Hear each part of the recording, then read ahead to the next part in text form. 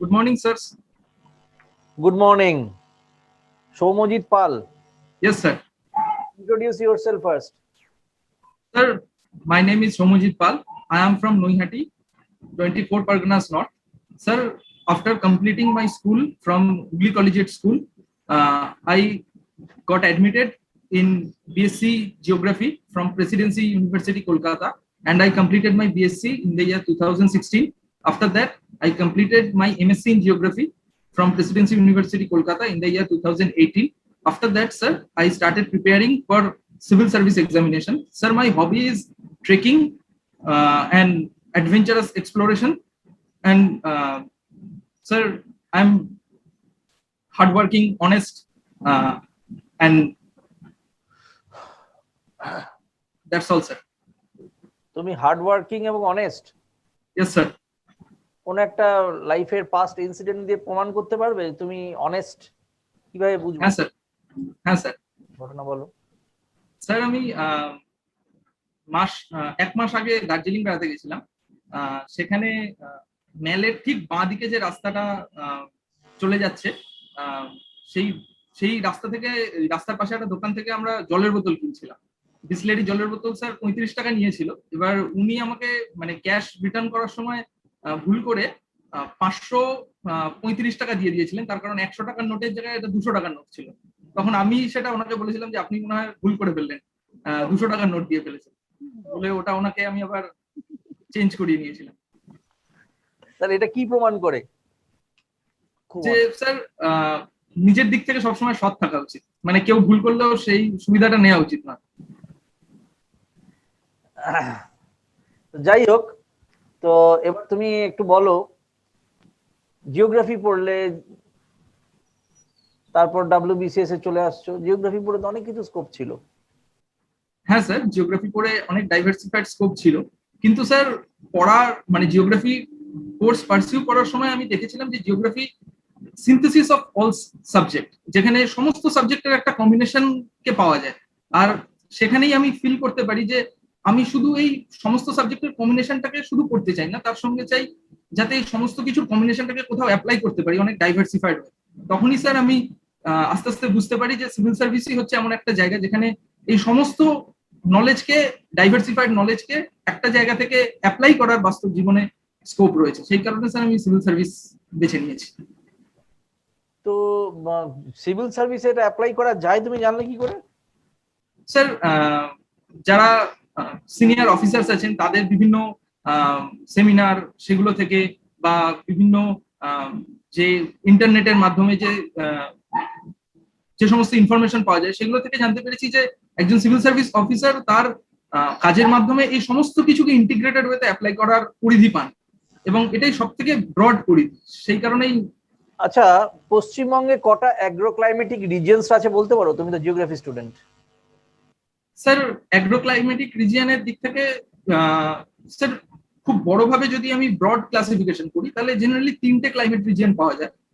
তার মধ্যে স্যার একটা প্রধান যেটা সবচেয়ে বড় এরিয়া কভার করে সেটা হচ্ছে monsoon, tropical monsoon climate region, যেটা সাউথ বেঙ্গলের ম্যাক্সিমাম পার্ট এবং নর্থ বেঙ্গল প্লেনকে ম্যাক্সিমাম কভার করে। আর যেটা আছে সেমি সেমি এরিড রিজিয়ন, যেখানে বৃষ্টিপাত কম হয়, যেটা পুরুলিয়া, বাঁকুড়ার কিছু অংশ, বীরভূমের কিছু অংশ কভার করে। এখানে মিলেট শস্য চাষের পক্ষে উপযোগী, এখানে ধান চাষের পক্ষে উপযোগী নয়। এবং মাউন্টেন রিজিয়ন, যেখানে একটু কোল্ড ক্লাইমেট পাওয়া যায়, যেখানে জেনারেলি চা, সিংকোনা এই জাতীয়, কমলা লেবু এই জাতীয় এগ্রিকালচারাল প্রোডাক্ট জন্য সুইটেবল। এই ব্রডলি স্যার এই 3টে ভাগে ভাগ করা যায়। বলছো এই 3 রকম ক্লাসিফিকেশন, এটা কার ক্লাসিফিকেশন, কে করেছেন?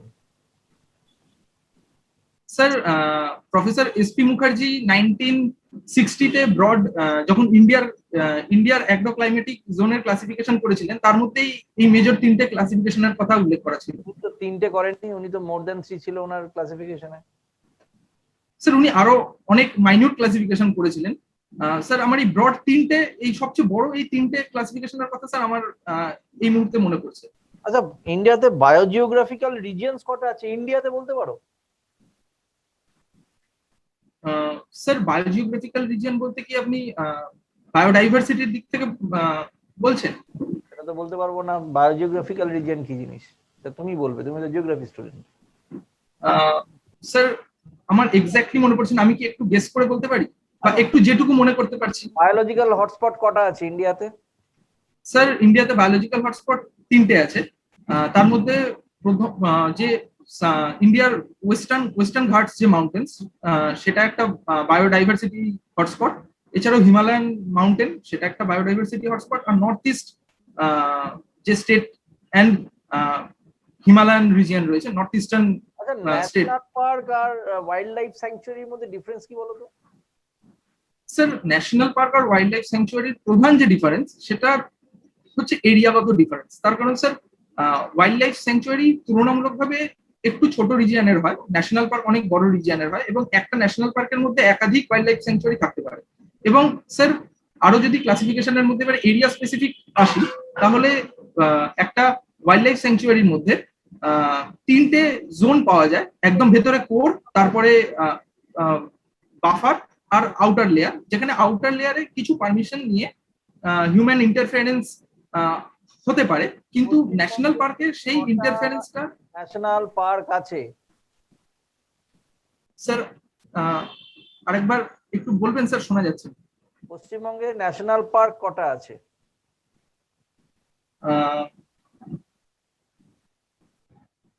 স্যার এক্স্যাক্টলি সংখ্যাটা মনে পড়ছে না স্যার। ঠিক আছে।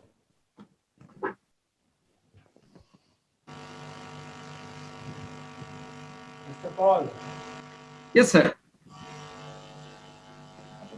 একটা ক্লিশে টাইপ কোয়েশ্চেন করি। হ্যাঁ sir. Why WBCS executive? Why not other services? Sir WBCS executive এমন একটা সার্ভিস যেটা সবচেয়ে বেশি জব ডাইভার্সিটি পাওয়া যায় WBCS এক্সিকিউটিভের সার্ভিসের মধ্যে। আর তাছাড়াও স্যার আমি যেহেতু ট্রেকিং করি, সেই কারণে আমি দেখেছি যে ট্রেকিং এর মধ্যে দিয়ে আমি লিডারশিপ, টিম ওয়ার্ক এইগুলোকে এক্সপিরিয়েন্স করতে পেরেছি। আর WBCS এক্সিকিউটিভ এমন একটা জায়গা যে সার্ভিসে এই সমস্ত কিছুকে অ্যাপ্লাই করার একটা সুযোগ পাওয়া যায়, যে কারণে WBCS এক্সিকিউটিভ আমার প্রথম পছন্দ। এছাড়াও স্যার জিওগ্রাফির যে নলেজ অ্যাপ্লাই করার সেটা তো রয়েছেই, তাছাড়াও স্যার সবচেয়ে যেটা একটা গুড ফিউচার প্রোগ্রেশন, একটা ভালো সোশ্যাল রেকগনিশন, ভালো স্যালারি, আর সমাজের সমস্ত শ্রেণীর মানুষের পাশে গিয়ে কাজ করার সুযোগ, সেই কারণে স্যার WBCS এক্সিকিউটিভ প্রথম পছন্দ। মাঝখানে 1 বছরের গ্যাপ কেন হায়ার সেকেন্ডারি আর বিএসসির মধ্যে? স্যার 2012 সালে আমি যখন এইচএস কমপ্লিট করি, তখন আমার বাবা খুব অসুস্থ হয়ে পড়েছিলেন, ওনার মানে নিউরোলজিক্যাল খুব সমস্যা হয়েছিল। সেই কারণে স্যার বাবার চিকিৎসার জন্য আমি চেন্নাইতে গেছিলাম, ঠিক মানে 12 এর এক্সামের পরে। সেই কারণে স্যার চেন্নাইতে আমাকে মাস কয়েক থাকতে হয়েছিল বাবার সঙ্গে, যে কারণে স্যার ওই সময় সমস্ত মানে প্রেসিডেন্সি কলেজ সহ অন্যান্য ভালো কলেজগুলোর অ্যাডমিশন টেস্ট স্যার তখন ওই সময় হয়ে গেছিল, যেগুলোতে আমি বসতে পারি। সেই কারণে স্যার আমি এইখানে। এই সময়টা আপনি কি করছেন, কিছু করছেন? হ্যাঁ স্যার। 18 থেকে 21, 2018 তে you passed out of Presidency University, you did MSc in Geography. Yes So sir. from 2018 till 2021, Yes, what sir. are you doing professionally? You're in any job, you're doing any job or doing something or whatever? Sir, after completing my MSc, I started full-fledged preparation for civil service examination. Apart from that, I started giving tuition to class 9 to 12 students for their geography. You cite 3 main qualities that according to you must be there in a person to be a successful bureaucrat from whatever perception you have. Sir, আমার মনে হয় একজন civil service sir I think for a civil servant honesty, integrity and feeling of compassion towards the marginalized class of the society. Prioritize these 3 qualities. Sir, first is honesty, second is integrity, and third is sir sympathy for deprived people. Sir, these are the main 3 qualities. Sympathy. Okay, fine. Sympathy. Now, can you define this word sympathy? What do you mean by sympathy? Sympathy, don't you feel it has an element of condescension in itself? Sir, in my opinion, sympathy is not giving favor to anyone, but rather sympathy. কথা বলছেন আপনি, এটা তো nepotism, not giving favour to someone, মানে nepotism না করার ব্যাপারটা বলছেন আর কি, ইম্পার্শিয়ালিটি ইত্যাদি এগুলোর কথা বলছেন। আমি বলছি সিম্প্যাথি, আপনি বলেন যে কি you want to be, I mean the person should be sympathetic. Now when you use this word sympathy, my question is, don't you feel this word sympathy has an element of condescension engraved in it? Sir, I think the meaning of sympathy is very large, sir. So we cannot. Sympathy according to your own perception. Sir, for my perception, sympathy is a kind of feeling to have a mental, to have a mentality to feel the problems of others. Sympathy মানে তো একটু দয়া হচ্ছে, যে আমার আমি একটু এই পজিশনে আছি, আমি এই দিকে যারা আছে তাদের প্রতি একটু দয়া পরবশ হয়ে তাকাচ্ছি, ওদের প্রতি একটা সিম্পাথি আমি ফিল করছি, তাই কি? না স্যার, ঠিক তা নয়, কিন্তু তাদের কষ্টটাকে বোঝার চেষ্টা করা, মানে তাদের পজিশনে গিয়ে। সেটা কি সিম্পাথি না এমপ্যাথি? স্যার, সিম্প্যাথি এমপ্যাথি যদিও না sir, kind of overlapping, sir, kind of overlapping. Okay, fine, explain how these are two overlapping. Sir, we cannot define very clear-cut boundary between sympathy and empathy. We can, definitely we can.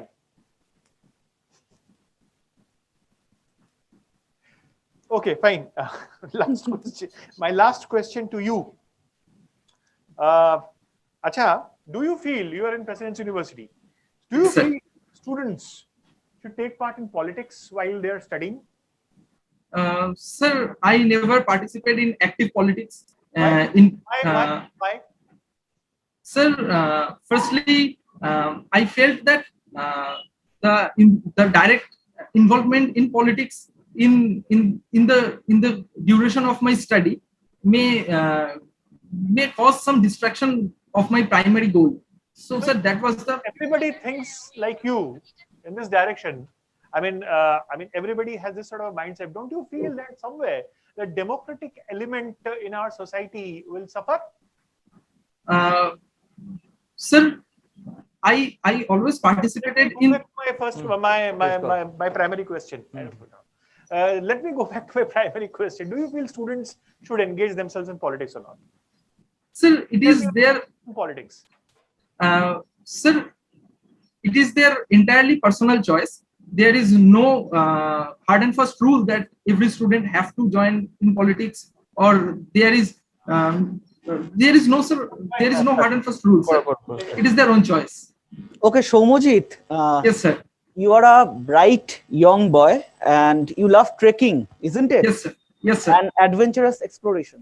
Yes, sir. Now, there is a word or saying in bureaucracy that there is simply no space for adventurism in bureaucracy. So I think you as a misfit, rather মানে আপনাকে যদি select করা হয়, your all adventure will turn into misadventure, or rather যে আপনার মধ্যে যে adventurous quality আছে, that will get somehow institutionalized. So you have to negate me and convince me that you are suitable for bureaucracy. So convince us or convince the board.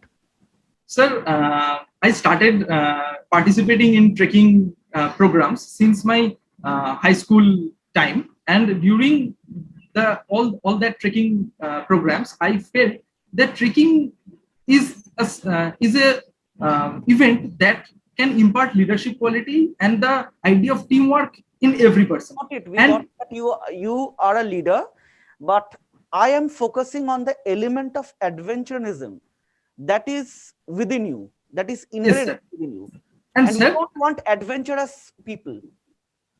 Yes, sir. আপনি adventure করতে যাবেন, একটা মিসঅ্যাডভেঞ্চার হয়ে যাবে, district magistrate চিন্তায় পড়ে যাবে, ওই দিক থেকে সেক্রেটারিয়েট চিন্তায় পড়ে যাবে। সো আপনার মতো অ্যাডভেঞ্চারাস লোককে কেন বিউরোক্রেসিতে নেওয়া হবে? স্যার, সেটাই আমারও এটা মনে হয়েছে যে ট্রেকিং আমাকে কোনো একটা আনসার্টেন সিচুয়েশনে কি ডিসিশন নিতে হবে, এটা সব থেকে ভালো নিতে প্র্যাকটিক্যাল এক্সাম্পল হিসেবে কাজ করেছে। তার কারণ অনেক সময় রাস্তায় মাঝ রাস্তায় বৃষ্টি এসে গেছে বা বরফ পড়া শুরু হয়েছে বা জঙ্গলের মধ্যে সন্ধে হয়ে এসছে। আপনি ট্রেক করছেন, আপনি আর আপনার একজন সাথী ট্রেক করছে, আপনার কাছে একটাই দড়ি আছে, হ্যাঁ স্যার। আইদার আপনি বাঁচবেন নয়তো আপনার সাথী বাঁচবেন, মানে ওপরে উঠবেন, নয় একজনকে নিচে নেমে যেতে হবে, স্যাক্রিফাইস করতে হবে। কে স্যাক্রিফাইস করবে আর কে করবে না, সেই ডিসিশন আপনি কি করে নেবেন? স্যার এটা সম্পূর্ণ নির্ভর করছে আরো পারিপার্শ্বিক কতগুলো কন্ডিশনের উপর, যেমন যে আমি সেই পজিশনে কোন পজিশনে রয়েছি এবং সেখানে আমাদের লাইফ রিস্ক কতটা আছে। তার কারণ ট্রেকিং এর সবচেয়ে ফার্স্ট প্রায়োরিটি হচ্ছে নিজের লাইফের সেফটি। আমি যদি দেখি কোনোভাবে আমার যে কম্পেনিয়ন তার লাইফ রিস্ক হচ্ছে, তাহলে আমরা সেই রিস্কটা কখনোই নিতে পারবো না। এবং তার সঙ্গেও আমাকে দেখতে হবে যে আমার সঙ্গেও যেন আমার যারা কোম্পানিয়ন তাদের সবার সেফটি সিকিউরিটি এবং সেফ রিটার্ন যেন অবশ্যই বজায় থাকে। সেক্ষেত্রে আমরা পরে একটা সেকেন্ড অ্যাটেম্প করতে পারি সেটার জন্য আরো প্রিপারেশনকে ওয়াইডেন করে। Got your point, good. আচ্ছা, ধরুন আপনি একটি ব্লকের ভিডিও এবং কোনো কারণে আপনার অ্যাডভেঞ্চারাস অ্যাক্টিভিটির জন্য ব্লকে অসন্তোষ তৈরি হয়েছে এবং ওয়ান ফাইন নাইট আপনাকে ঘেরাও করা হয়েছে। 24 ঘন্টা হয়ে গেছে, আপনি একদম ঘেরাও হয়েছেন এবং আপনার অফিসে ইট পাটকেল যা খুশি পড়ছে। এই সিচুয়েশনে আপনি কি করবেন? স্যার এই সিচুয়েশনে যেটা সবচেয়ে প্রাইমারি রিজন যে কেন ওনারা বিক্ষুব্ধ হয়ে রয়েছেন, সেই কারণটাকে আইডেন্টিফাই করা সবথেকে প্রাইমারি করবেন। মবের কোনো লিডার হয় না, আপনি আইডেন্টিফাই করবেন কি করে? কথাও শুনবে না, আপনাকে তো আগে ওরা তাড়া করবে, আপনি বেরোলেই কি আপনার? হ্যাঁ স্যার, সেটা নিশ্চয়ই। এই যে স্যার ওই সিচুয়েশনে কি আমাকে ডিসিশন নিতে হবে সেটা সবচেয়ে ইম্পর্টেন্ট। এইখানে আমাকে জানতে হবে যে ওনাদের বেরিয়ে আরেকটা অ্যাডভেঞ্চার হবে। হ্যাঁ স্যার, এটাই তো আমি শিখেছি যে কি করে ওই অজানা সিচুয়েশনে আমি কি করে হ্যান্ডেল করব, কি ডিসিশন হ্যান্ডেল করবেন। তোমার এটা ফার্স্ট অ্যাটেম্প সৌম্যজিৎ? হ্যাঁ স্যার, এটা আমার ফার্স্ট ডব্লিউবিসিএস পরীক্ষা বসা, এটা আমার ফার্স্ট অ্যাটেম্প। বাহ, ফার্স্ট অ্যাটেম্পটে তুমি ইন্টারভিউ এসেছো, খুবই ভালো। আচ্ছা, লাস্ট একটা কোশ্চেন করে নি আমার তরফ থেকে। হ্যাঁ স্যার। Geography optional. হ্যাঁ স্যার। এল নিনো আর লা নিনার কি ডিফারেন্স? ছোট্ট করে। স্যার স্যার এল নিনো আর লা নিনা দুটো সম্পূর্ণ অপোজিট প্রসেস। যেটা এল নিনো সেই বছরে পেরু চিলির উপকূল বরাবর যে কোল্ড হামবোল্ড কারেন্ট আন্টার্কটিকা থেকে আসে, সেই কোল্ড হামবোল্ড কারেন্টটা আসে না। সেই কারণে কাউন্টার ইকুইটোরিয়াল কারেন্ট, যেটা ওয়ার্ম ওশান কারেন্ট, সেটা পেরু চিলির উপকূল বরাবর আসতে থাকে উল্টো দিক থেকে, ইকুইটোরিয়াল রিজনের দিক থেকে, এবং সেখানে টেম্পারেচার রাইজ হতে থাকে, যার ফলে লো প্রেশারটা ওইদিকে চলে যায় এবং যে কারণে ইন্ডিয়ান মনসুন হ্যাম্পার হতে থাকে। এটা হচ্ছে এল নিনো। এটি কিসের জন্য হয়? লা নিনাতে হয় না এল নিনোতে হয়? স্যার ইন্ডিয়া কিসের জন্য হয়? স্যার ইন্ডিয়াতে ড্রট দেখা গেছে যে বছর ইন্ডিয়াতে ড্রট হয়েছে সেই বছর এল নিনো ইয়ার ছিল, যেরকম 2015 সালে সেই 2 বছর এল নিনো ইয়ার থাকার কারণে ইন্ডিয়াতে বৃষ্টি কম হয়েছিল। আচ্ছা, আর লাস্ট দু একটা জিনিস জিজ্ঞেস করেন, এই যে স্বামী বিবেকানন্দ মেরিট স্কলারশিপ পেয়েছো, এটা কিসের জন্য পেয়েছিলে? স্যার আমাদের বিএসসির যে রেজাল্ট হয়েছিল সেই বিএসসির রেজাল্টে আমার ফার্স্ট ক্লাস 70% থাকার জন্য আমি স্বামী বিবেকানন্দ মেরিট কাম মিন স্কলারশিপে অ্যাপ্লাই করেছিলাম ওয়েস্ট বেঙ্গল গভর্নমেন্টে। সেটা স্যার আমি পেয়েছিলাম এমএসসি কোর্সে। স্বামী বিবেকানন্দর জন্মদিন কবে জানা আছে? হ্যাঁ স্যার, কবে? 12ই জানুয়ারি 1963। আচ্ছা, আর নিউজ পেপার পড়া হয়? হ্যাঁ স্যার। কোন কোন নিউজ পেপার পড়ো? স্যার জেনারেলি বাড়িতে আনন্দবাজার আসে, এছাড়াও দা হিন্দু স্টাডি করি, মানে পুরোটা স্যার হয়তো কভার হয় না, কিন্তু মেন আর্টিকেল গুলোকে কভার করি। হিন্দু এটা কোন কোন জায়গা থেকে পাবলিশ হয় বলতে পারবো? কটা জায়গা থেকে পাবলিশ হয় বলা যেতে পারে? স্যার 10টা জায়গা থেকে পাবলিশ হয়। তার মধ্যে স্যার আমি সবকটা জায়গা এডিশন কখনো দেখিনি। আমি শুধুমাত্র স্যার চেন্নাই এডিশন আর দিল্লি এডিশন এই দুটোকেই মানে দেখার সুযোগ পেয়েছি। তার মধ্যে আমি স্যার দিল্লি এডিশনটাকে পাই, সেই দিল্লি এডিশনটাকেই পড়ে খেলি। এর সার্কুলেশন কত আন্দাজ আছে? স্যার সেটার এক্সাক্ট ফিগার আইডিয়া নেই। ঠিক আছে, ঠিক আছে, okay, thank you Soumyajit. Thank you very much sir. একটু ফিডব্যাকটাও দিয়ে দিই।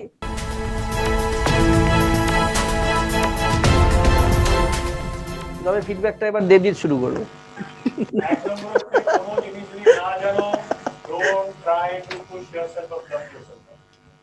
Okay sir. একদম যে পয়েন্টে তুমি কোনো জিনিস জানো না পরিষ্কার সেখানে অ্যাডমিট করে দেবে যে আমি এটা জানি না, ভেরি পোলাইটলি একদম সুন্দর করে তুমি যেরকম হাসি হাসি মুখে যেরকম করে তোমার আনসার দিচ্ছ কাচুমাচু করে এবার বলবে স্যার আমি জানি না। আচ্ছা স্যার। কিন্তু don't try to bluff your way within to the answer. Don't Okay, sir. এটা খুব নেগেটিভ ইয়ে করে। কিন্তু বাকি সব ঠিকই ছিল, কোনো রকম অসুবিধা কিছু নেই। মেইনটেইন দিস কম্পোজার, এই ডিমিনারটাকেই মেইনটেইন করো। মাঝে মাঝে একটু বেশি হেসে ফেলছো ওটাকে একটু কন্ট্রোল করো। ইউজুয়ালি বলা হয় যে কি you should have a ghost of a smile, ghost of a okay sir. মানে তুমি হাসছো না অথচ তোমার বেশ প্রশান্ত একটা মুখ হয়ে আছে এরকম। তো বাকি সব ঠিকই আছে, এই দুটোকে জাস্ট আমার তরফ থেকে এই জাস্ট দুটোই একটু মেইনটেইন একটু করবে। তো আমার দিক থেকে সমাজিৎকে খুব তো ভালোই লাগলো, বেশ ব্রাইট এবং খুব ভালো আনসার করেছো, সবকিছুই বডি ল্যাঙ্গুয়েজে খুব ভালো, সিম্পল। আর একটু নলেজটা একটু ঠিকঠাক আর একটু করে নাও, হ্যাঁ মানে কারেন্ট অ্যাফেয়ার্স বলো বা তোমার অপশনাল বলো, অপশনাল তো তোমার ঠিকই আছে জিওগ্রাফি, তবে জিওগ্রাফি অপশনাল হলেও তোমার জিনিসগুলো একটু পিন পয়েন্ট করে, যেমন ধরো এই বায়োজিওগ্রাফিক রিজিয়নস, অ্যাগ্রোক্লাইমেটিক রিজিয়ন, একটু হেজি হয়ে যাচ্ছে ব্যাপারটা, আর একটু এক্সপেক্টেড যে তুমি আরো বেটার পারবে আর কি। হ্যাঁ আমি দৃঢ় বিশ্বাস তুমি আরেকটু দেখে নিলে ওগুলো চলে আসবে। আর current international national affairs sports এগুলো নিয়ে একটু করে যাও, ঠিক আছে? হ্যাঁ স্যার, হয়ে যাবে। হ্যাঁ স্যার এগুলো রেডি করছি sir. Thank you sir. Soumyajit খুব প্রমিসিং ক্যান্ডিডেট, খুব ভালো বডি ল্যাঙ্গুয়েজ, স্পেশালি ওই হাসি হাসি মুখে যে উত্তরগুলো দিচ্ছে খুব ভালো। এটা একটা খুব ভালো পজিটিভ অ্যাটমসফিয়ার ক্রিয়েট করে। একটাই জিনিস যে একদম পিন পয়েন্টে উত্তরগুলো দেওয়ার চেষ্টা করো, মানে আমরা যখন কোয়েশ্চেন করছি ডিরেক্ট উত্তরটা দাও, ওই don't bit around the Bush, ওইটা বোর্ড কথাটা ভালো পছন্দ করে না। আদারওয়াইজ খুব ভালো, খুব ভালো। ঠিক আছে স্যার আর কোন কোন বিষয়গুলো আমাকে একটু ইমপ্রুভ করতে হবে, মানে আর স্যার মানে আমার বলার মধ্যে কি কোনো মানে তাড়াহুড়ো হয়ে যাচ্ছে? না না, তোমার বলা টলা সব ঠিক আছে, বলার ধরন ভালো, তুমি প্রিপারেশনটা একটু বেশি নাও, আরো মানে আরো ডেপথে জিনিসগুলো করার চেষ্টা করো, একটু রিভিশন করো, ঠিক আছে? অপশনাল গুলো তোমার নিজের সাবজেক্ট একটু রিভিশন করো, ঠিক আছে? আর কারেন্ট অ্যাফেয়ার্সটা পড়ো, এগুলোই করো, এর বেশি কিছু করার নেই। হ্যাঁ আচ্ছা। আর স্যার স্যার একটা জিনিস একটু জিজ্ঞাসা করার ছিল যে আমি কেন WBCS এ আসতে চাই, তার যে আমি উত্তরটা দিলাম সেটা কি স্যার মানে যুক্তিযুক্ত হলো? আমার পছন্দ হয়েছে, ঠিক আছে, ভালো ভালো করেছো, আমার পছন্দ হয়েছে। অসুবিধা নেই, এটা ঠিকই আছে। এবার নিজের নিজের আরো ইমপ্রুভ করার চেষ্টা করো, লাগে আমাদের মেল টেল করে জানিও, আমরা দেখে নেবো। না ওই জিওগ্রাফির যে ডাইভার্সিটি তার সঙ্গে WBCS এর ডাইভার্সিটিটাকে ট্যাগ করা করেছে, আমার সেটা খুব ইনোভেটিভ লেগেছে, খুব ভালো হয়েছে। ভালো বলেছো। হুম। আচ্ছা স্যার, ঠিক আছে, thank you sir, thank you, thank you sir, okay, all the best. Thank you sir. একদিন